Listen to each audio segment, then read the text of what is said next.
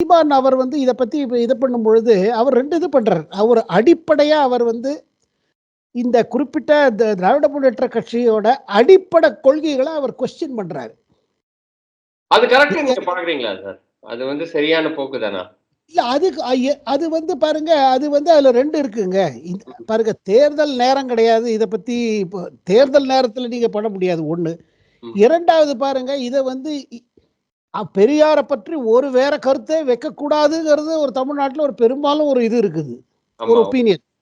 ஒரு dominating opinion. அப்படி யாராவது வச்சானா அது பெரிய குற்றம். 1. 2வது விமர்சிக்கும் போது அதுக்கு ஒரு விதம் இருக்கு. நீங்க யாரை பத்தியா வேற கருத்து உங்களுக்கு இருந்ததுன்னா, ஒரு பெருந்தலைவரை பத்தியோ இல்ல ஒரு பெரிய ஐகானை பத்தி நீங்க வைக்கும் பொழுது ஒரு விதமா நீங்க சொல்லலாம். பட் சீமான் வந்து சின்ஸ் இட் இஸ் ஒரு அரசியல் இது இருக்குது அதுல. ஆனா அதுல என்ன பாருங்க, அவர் என்ன விருப்ப ஆசைப்படுறாருன்னா, ஒரு டிபேட் இந்த நேரத்துல பண்ணி டிஎம்கே அடிப்படையா எந்த கொள்கைகளும் கடைபிடிப்பதே இல்லை, அதனால ஓட்டர்ஸ் அதை நம்பாதீங்க.